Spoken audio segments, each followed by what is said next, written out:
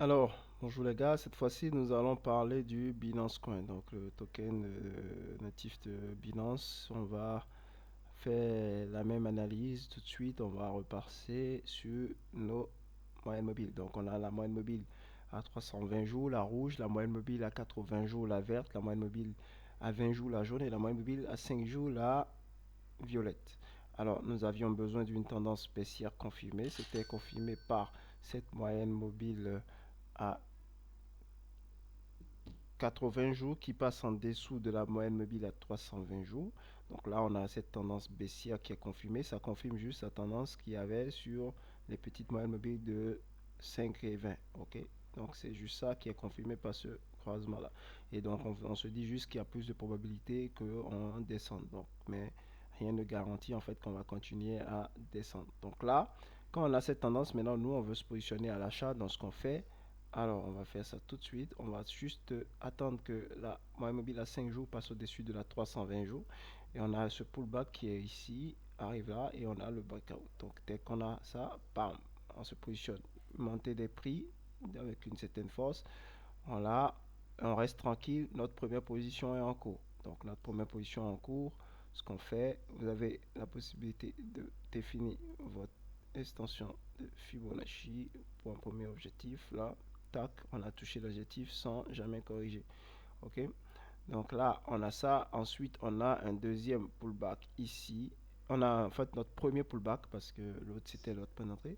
Notre premier deep pullback. Donc le deep pullback c'est seulement quand la 20 croise la 80 en sens de baisse.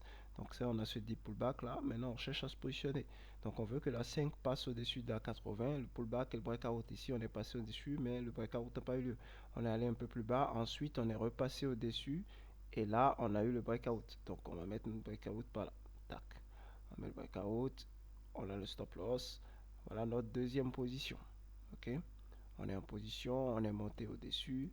Donc là, vu qu'on a déjà atteint euh, le premier objectif, le deuxième, on va viser d'autres objectifs ou on va juste faire du trading stop ou on peut faire l'objectif d'un plus grand, d'une plus grande zone. Donc on peut mettre ça là à là. OK? Donc on va dire que notre objectif est là, dans les 1000 dollars pour le BNB. Ou si on avait pris le grand objectif depuis le début, parce qu'en weekly, ça va nous donner probablement l'objectif du grand. C'est parce que la tendance est arrêtée et à redémarrer en daily que on a perdu en fait cet objectif de départ. Donc là, ça aurait normalement donné 10 et ça aurait donné de 11. Donc là, finalement, bon, on a perdu l'objectif de départ parce qu'on avait eu une fin de tendance à l'intérieur du scénario. Donc là, maintenant, ce qu'on a, c'est qu'on a ce pullback ici, ce deep pullback qui est bien confirmé là. Donc ce qui nous reste en fait à faire sur BNB, c'est d'avoir en fait les prix de la 5 période qui remontent au-dessus de la 80 période, qu'on ait un pullback et ensuite un breakout. Donc lorsqu'on aura ça, on va entrer à nouveau pour avoir un autre trade supplémentaire sur notre trade. Et quand on va monter, on va viser aussi l'objectif suivant où on va viser, on va faire du trading stop. Donc ça va être ça sur BNB en daily. Donc ça va être notre prochain trade qui se prépare. Maintenant, c'est que si ça ne fonctionne pas, ce qui va se passer, c'est que, comme vous avez vu là, les prix sont passés en dessous de la 320. La 5 période aussi est passée en dessous. La 20 période risque de passer en dessous et la 80 aussi après. Donc ça veut dire que ça va signifier la fin de notre bull run sur BNB. Surtout que sur BNB, on a déjà eu l'ATH ici et on a eu encore la TH là. Donc deux fois de suite, on a essayé de partir. Jusqu'on ne partirait pas jusqu'à l'extension, mais on a déjà eu la TH. Donc on peut s'arrêter en fait à tout moment et revenir un peu en bas. Et si on prend aussi notre RSI, en fait, on est très très bien descendu. On a même traversé la zone des 50. On est même proche de la zone des 30. Donc en daily, le BNB, il est super bon pour une nouvelle position, mais seulement quand on va repasser au-dessous de la 80 et que la 320 ne va pas croiser la 80. Alors si on prend au niveau de l'hebdomadaire, qu'est-ce qu'on a? Alors je retire mes charts, tac, tac, je retire pardon mes tracés. Donc on va refaire la même chose en hebdomadaire. Donc là, ici, les cycles généralement du Bitcoin tournent autour du marché crypto de 4 ans, tournent généralement autour de La moyenne mobile à 80 et le croisement de 20. Donc ici, on était dans une tendance baissière. Là, on a eu le point d'entrée et c'est notre unique point d'entrée par cycle. En hebdomadaire, on a généralement un seul point d'entrée par cycle. Donc on a ce point d'entrée qui est là. On va faire une extension là. Ok. Si on a la chance, on va avoir en fait la 80 qui va recroiser encore la 20 et repartir. Mais bon, généralement quand ça arrive, c'est le bear market. Donc on va avoir ici une nouvelle entrée. Ok.